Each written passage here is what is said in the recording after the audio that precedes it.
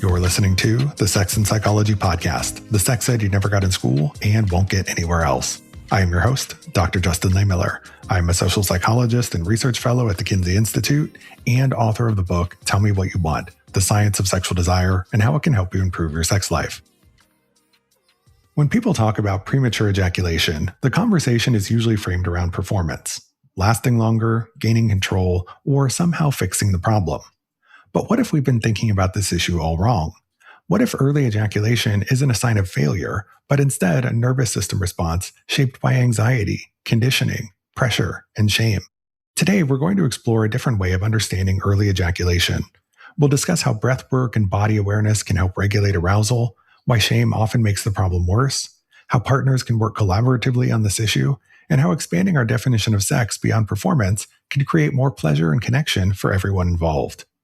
My guest is Michelle Fischler, an ASTO certified sex therapist with over a decade of clinical experience.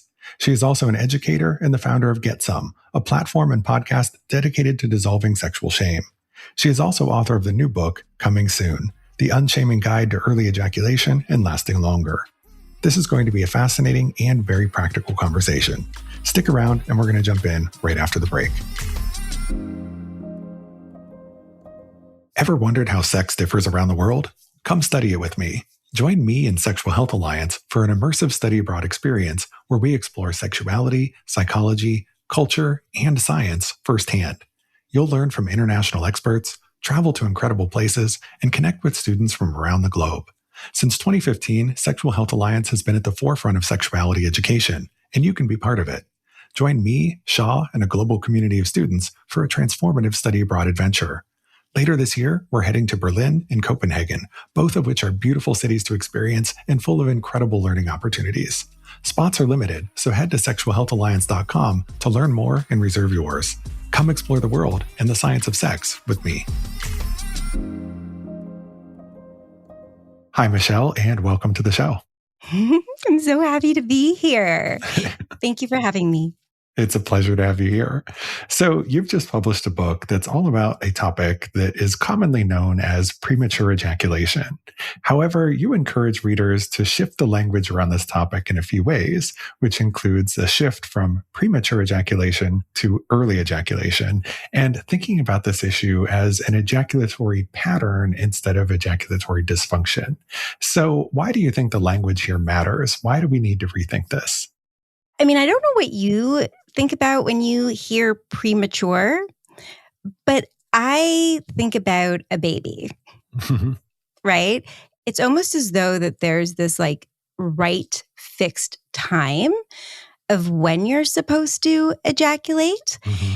And the truth is that there isn't, right? There are people that can last, 10 minutes and they still think that they're ejaculating earlier than they want to. And I just kind of felt like early ejaculation fit better with the language. And it also made people feel like that they weren't broken.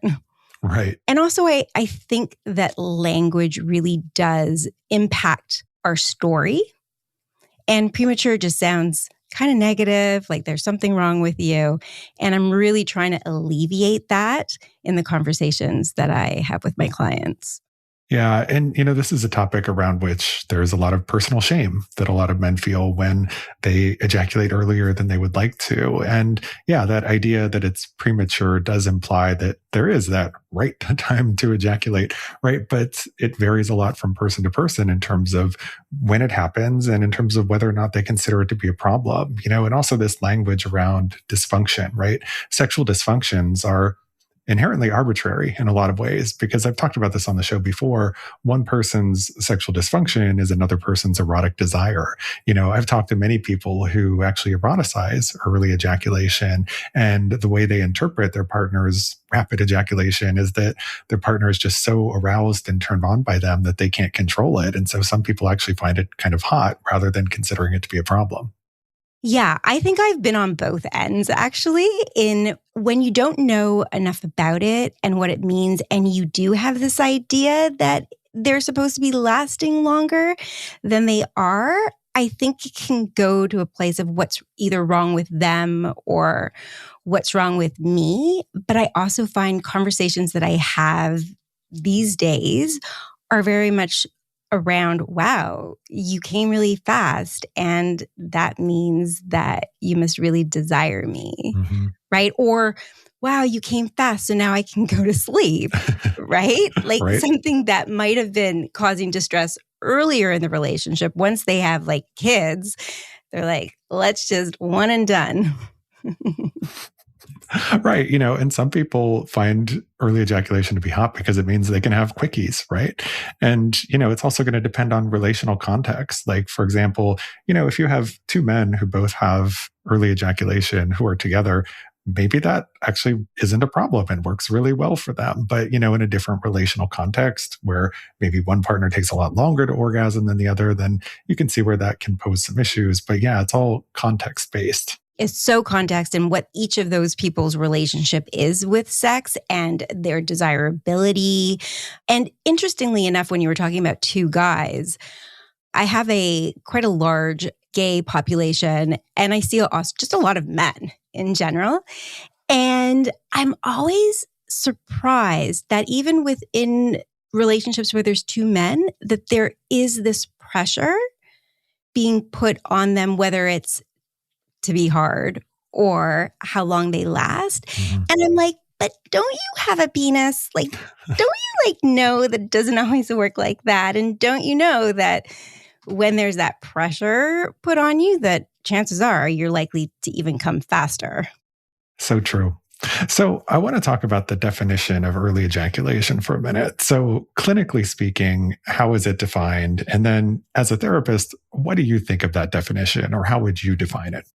Yeah, it has a couple of different definitions, whereas it could be 30 seconds or less. It could be a minute or less. It really depends on where you're looking. And what it is it causing distress, right? Is it causing distress for you?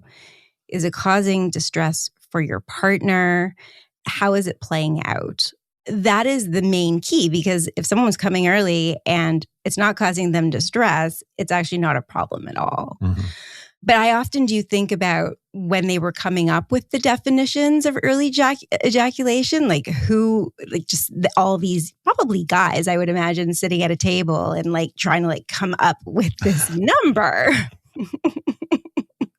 Right. And, that number that they came up with, I think most commonly I see it as ejaculating within a minute or less. That number was defined specifically around vaginal penetration, right? And so, it wasn't necessarily referring to other specific sexual activities, and it was very much focused on penile vaginal penetration. And that's actually historically how a lot of sexual difficulties and dysfunctions have been defined. They're all in relation to heterosexual penetrative intercourse. And so there's often this heteronormative component to a lot of the medical and clinical definitions of sexual dysfunction. Oh, absolutely. And then the other piece that always boggles my mind is when we think about, just from an evolutionary perspective, lasting longer would probably get you in some trouble, right? You might be attacked by a bear before you complete it.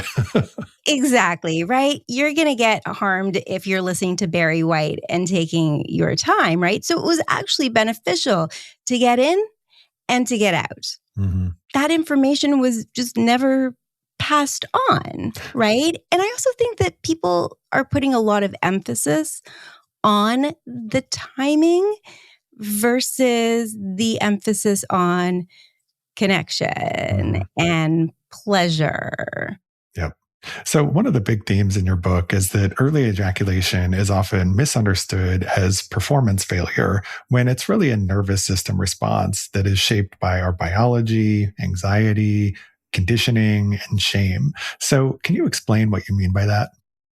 Yes. For the most part, when we think about early ejaculation, it's quite common that it is based in anxiety. There are circumstances where people do have some physiological or medical condition that could be causing them to come earlier. But what I've noticed when talking with people about their sexuality and their relationship with pleasure and touch, because there is an emphasis on performance, they're often not very present in their bodies. So a lot of the work is trying to understand, well, what is happening in your body? Because when people are, let's say, holding their breath, right, or they're breathing really fast, that's sending a signal to your nervous system that like something's about to happen, right? And ejaculation is inherently, it's a reflex, right? It's something that we don't have conscious control over. And helping people understand just in their body what the experience is, because we can get them to talk and give us like the words of, well, I'm nervous, but how does that actually feel in your body? And sometimes anxiety, stress, shame can present in the body as though something bad is about to happen. Your brain, your nervous system, it's very smart and it wants to keep you safe. And so the safest thing in this context of ejaculation is let's get the ejaculation out so that you can lose your erection and get the heck out, right? And so if people aren't feeling either safe or confident in their performance, or there's tension in the relationship, that can activate the nervous system, which then can also cause an earlier ejaculation. So you mentioned breathing there, right? And something you talk about in the book is breath work. And you cite some research showing that diaphragmatic breathing paired with arousal regulation techniques can actually improve or increase ejaculatory timing. So can you walk us through that connection? Why is breath like such a powerful tool for sexual regulation? Yeah, that was a really cool study that showed that it could increase sexual satisfaction and I think timing 900%. Because people are generally, when they're feeling anxious and there's performance anxiety, they are generally sometimes holding their breath, right? And they're going fast. Being able to get yourself present with your breath and to take deeper breaths, so belly breathing, it's going to send signals to your nervous system that you're okay, that you're calm. And it's something that is helpful for people to do on their own. And then it's also something that can be helpful within the relationship. But I mean, the research is great because it has like some clout in getting people to try to do this, but it's hard to slow things down when you've been doing it really fast for a long time, when you get into that pattern. And during solo pleasure, depending on what your history was growing up, I mean, maybe you grew up in a family when there wasn't a lot of privacy. And you're just like, oh my God, I got to get this done before somebody comes home, right? And so you get into a bit of a pattern around coming fast. And it's fine because it's your own nervous system. There's nobody in the room with you. But when you put another nervous system into the space, it doesn't feel the same. And it can increase anxiety, especially if you come fast and then your partner is looking at you like, oh my God, what happened? And then you just don't know. And so you're staying up at night, Googling like how to last longer. But actually like what you're getting in those Google searches is take this pill, do this technique. And like I'm game for squeeze technique, start, stop, all of those things. But what I have found is people really struggle to do the work. And that's what I was finding in my practice. And this is how I found it. So sometimes people were coming to me after presenting with their ejaculation timing.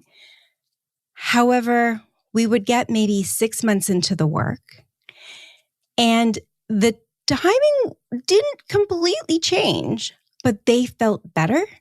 And I was like, what is it that I'm doing? Right? What is happening here? And so what I realized, and this is it's experiential, right? Is that the more I was able to help process what was getting in the way of people doing the techniques, that was the piece that opened them up to trying it, because often they were just really scared. They were really scared that they were broken and that I was going to be the one to tell them that. And so in the book, that's kind of how it starts. I try to reassure people that my goal here is not to say that you're broken. You're not going to be failing at the process if you don't do your homework on that specific day.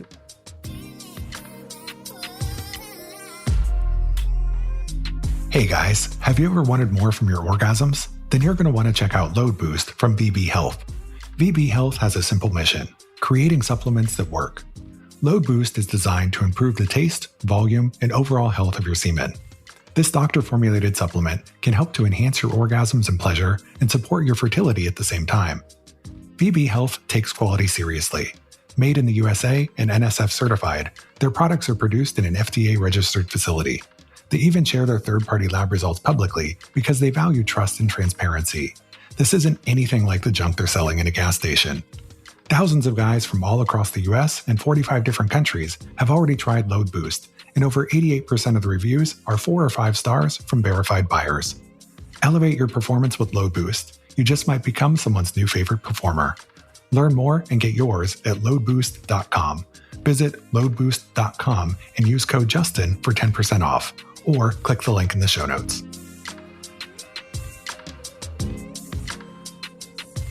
It's Mental Health Awareness Month, so here's an important reminder. Opening ourselves up to intimacy and exploring our desires isn't something you earn only after you've completely worked on yourself. This idea that we're ever fully healed is kind of unrealistic. We're constantly evolving, figuring out what we want, what feels good, what kinds of relationships fit us, and how to connect in healthier ways. That's one reason I like Feeld, spelled F-E-E-L-D. It's a dating app for the curious that feels much more intentional than a lot of traditional dating platforms. One thing that stands out to me is their free self-discovery tool called Reflections. It's designed to help you think more deeply about your desires, boundaries, relationship style, and the kinds of connections you actually want before you start connecting with other people. I like that approach because attraction and intimacy tend to work better when you have a clearer understanding of yourself first. Feeld also creates more space for exploration and growth. Desire can change over time. Labels can change too. Some people move from very traditional dating experiences into exploring kink, non-monogamy, or different forms of attraction that they hadn't considered before. Others just want a space where they don't feel boxed in by one identity or expectation. In addition, if you already know what you're looking for, you can use Feeld's Shared Desire feature to instantly see what you have in common with someone. The community is also refreshingly upfront. People tend to be more honest about what they're looking for, what they're curious about, and what they're into and what they aren't. That level of openness can make dating feel safer, more direct, and a lot less exhausting. If you're looking for a more open-minded, curiosity-driven dating experience, download Feeld, that's F-E-E-L-D, on the App Store or Google Play.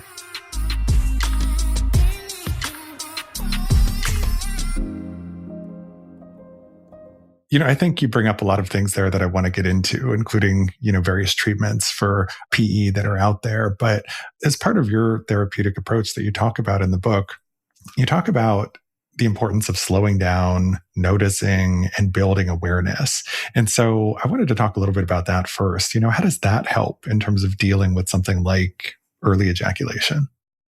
Well, first of all, there's always some resistance to it. I really have to build trust with my clients for them to be able to trust the process. Mm-hmm. And many are super anxious. They're just anxious by nature. So the techniques that I'm teaching them are techniques that are going to be beneficial for them outside of the bedroom and outside of sex as well.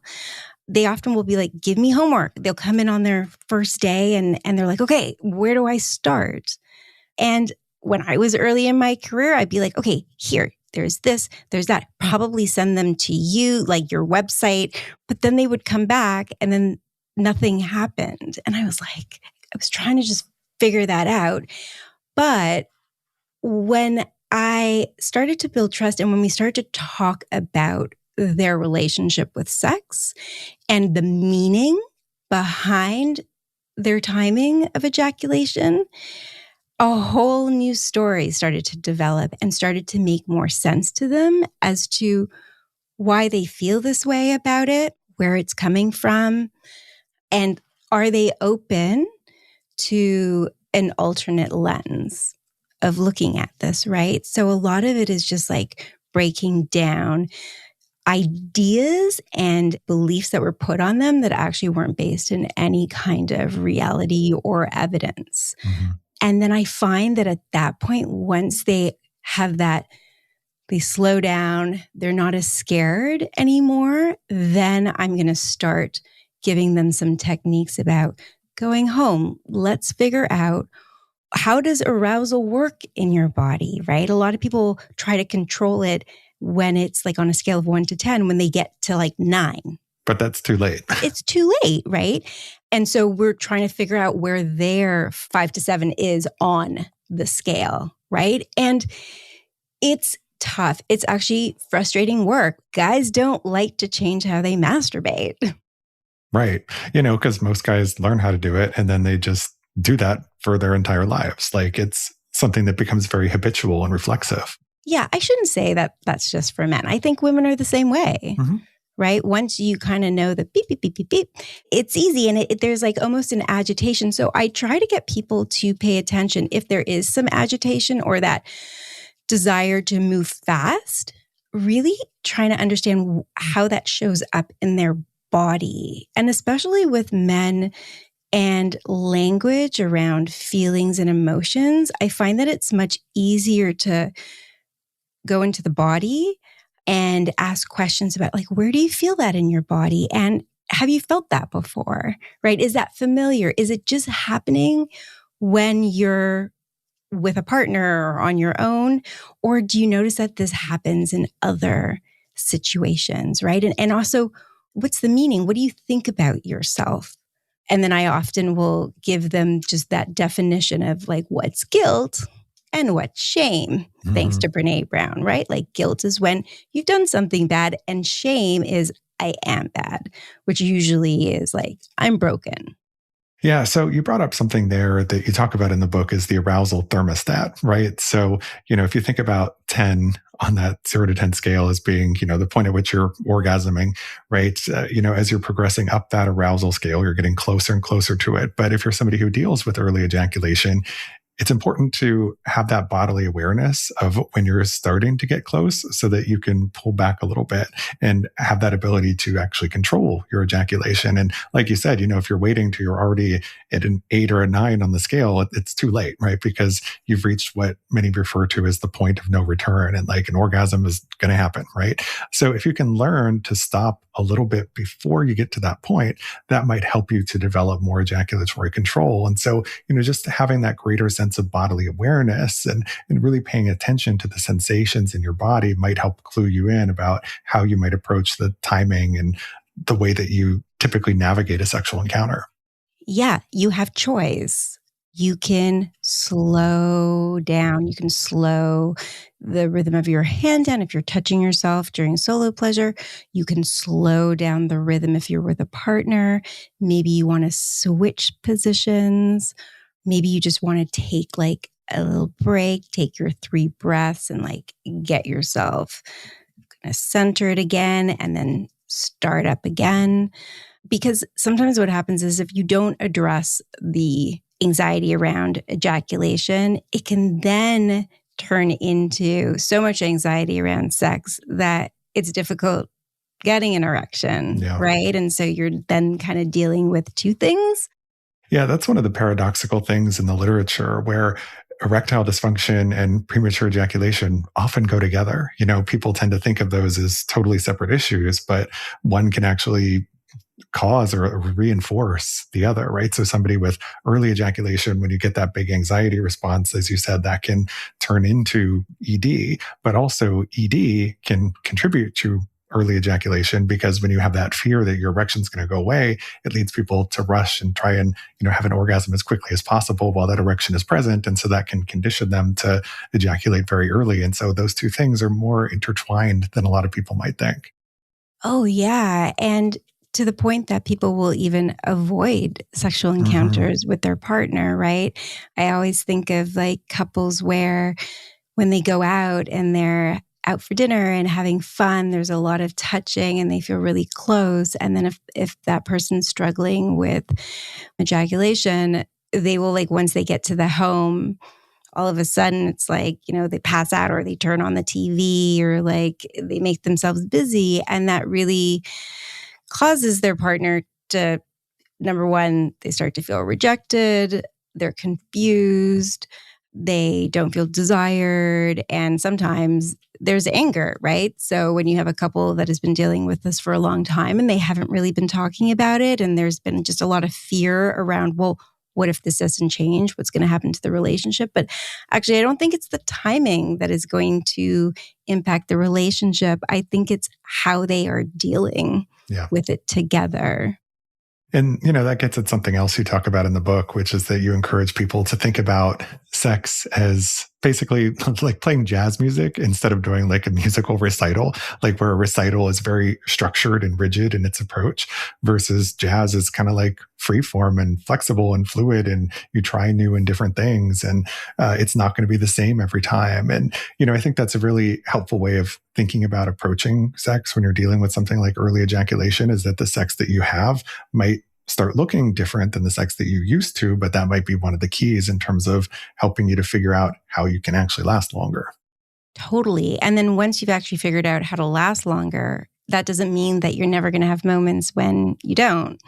Right? Like if you've got some business work stuff that's stressing you out, if there's relationship stress going on. So I think people get really freaked out if they've been doing the work and then all of a sudden they're back to, oh my God, that was only, 19 seconds. And last week it was 1:05, right? So it's really about how do we get away from the clock? Because this is so much about the clock. Yeah. And if you're actually sitting there like with a stopwatch while you're having sex, that's pretty unsexy, right? Yes. Totally. And, your partner plays an important role here as well, right? So I think a lot of people tend to think about early ejaculation as well. That's just one person's problem. But no, you need to think about it in the context of the relationship. And so I wondered if you could speak to the importance of the relational context and approaching this as, sort of the shared relational experience as opposed to something for just one person to figure out on their own. Yeah. As a couples therapist as well, it's really hard to do this work with just one person when they're in a relationship, even though I did write the book so that it applied to both people that were not in relationships as well as people who were like in same-sex or hetero relationships. But there are times when partners can be really mean. And I really wanted to address that in my work because often we hear the stories of the pressure that men are putting on women. But I also see the pressure that women are putting on men and very resistant to giving up this idea of the meaning behind performance. So a lot of understanding what the meaning is for each of those partners, but being able to do that in front of each other. Because I think it's just a more human way of being able to relate to each other and to realize that, wow, we put so much emphasis on the ejaculation, but really both of us just want to feel like safe and accepted, and for sex to feel light and pleasurable and fun, right? And so when you can finally get there, that is when all the change happens, right? That's when you can start to talk to them about like, how can they both support each other like a team, right? Because communicating about the communication is, when I think of sex therapy, and I know it gets annoying when people are like, well, you guys have to learn to communicate. But it's real, because if you can't communicate safely about sexual performance, it's risky to have sex and feel unsafe and not know about what's going on, right? And being able to teach them, when are the good times to talk about this, right? It's not going to be right after somebody is feeling upset because the sex didn't last as long as they wanted, right? Also, when sex is very focused on penetration and there isn't a whole lot of other tools going on. And so if somebody ejaculates fast, it's like, okay, well, what do we do now? And like the resistance to the, well, there's choice, there's resistance and it takes a while to get people open. It does. Yeah. And, sex is very much a team sport. So I wanted to ask you one other thing about this topic, which is, going back to the role of things like medications and delay sprays. And, I know many people who have tried going that route and it works for them to some degree, but it doesn't necessarily address some of the key underlying issues, the anxieties and so forth. And so I just wanted to ask about, what's your thought on the role of the pharmaceutical approach here? And what do you think the best path forward is for people who are dealing with early ejaculation? I'm game for medications, but I'm game for more of the gold standard that we know through research that it's really gold standard is medication plus therapy, right? Yeah. Some of these treatments really do work. The numbing sprays. So there is definitely a role. They tend to not have very good long-term use because, again, the idea that they have to take this medication to control their ejaculation, especially for a man, is just, part of being a man. And there's so much what it means to be a man, like be strong and be successful and have a hard penis. So what kind of though annoys me, to be honest, is when these people are going online to search for help, it is the medications, the sprays, all of these things are what are popping up, which kind of peeves me because it's really hard to get any sort of space to find a way in where those people might actually find someone like me, right? Or the book or whatever. And I can't compete with a $6 billion spend budget that pharmaceutical companies had in 2023. Right now, in 2033, that's supposed to double. Mm-hmm. So I don't think it's helpful for the medical community to say prescribe medications without also suggesting therapy or a book. Mm-hmm. The best book that was out there, which was a great book, was by Barry McCarthy and Michael Metz, and that was 20 years old. Mm-hmm. It wasn't including any of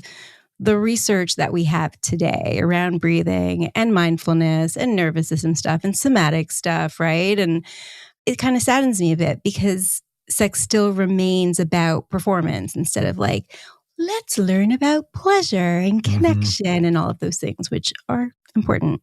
Yeah. And I think you're right that, the medical approach is very much just focused on optimizing performance and it's the quick fix. But if you look at what the data and research say, it's really the combined approaches where you're doing some of that mindfulness work and you've got some cognitive behavioral techniques that you're trying and then maybe some type of delay spray or medication layered on top of it, you tend to have the best outcomes in those situations because you're approaching it from multiple angles and you're also building up the skills and, that ability to be present during sex, during arousal, which can come in handy in a lot of different ways. Yeah, like being connected with your partner and having your partner feel like you're with them versus counting backwards in their head. Well, thanks for sharing all of this information with us, Michelle, about early ejaculation. I'm really looking forward to continuing our conversation in the next episode where we're going to dive into the topic of sexual communication. Can you please tell my listeners where they can go to learn more about you and your work? Yeah. So for my book, the landing page is comingsoonbook.com.ca. You can find it on Amazon and bookstores that are your favorite. And then if you're looking for other sexual wellness type tools, you can go to my website at getsome.ca.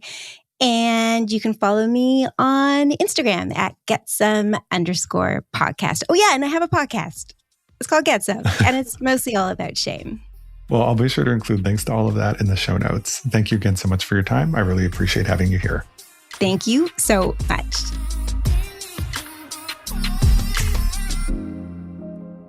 Thank you for listening. To keep up with new episodes of this podcast, visit my website, Sex and Psychology, at sexandpsychology.com, or subscribe on your favorite platform, where I hope you'll take a moment to rate and review the show. If you listen on Apple Podcasts, please consider becoming a Sex and Psychology Premium subscriber to enjoy ad-free listening for just $3.99 a month. You can also follow me on social media for daily sex research updates, I'm on Blue Sky and X at Justin Lehmiller and Instagram at Justin J. Lehmiller. Also, be sure to check out my book, Tell Me What You Want. Thanks again for listening. Until next time.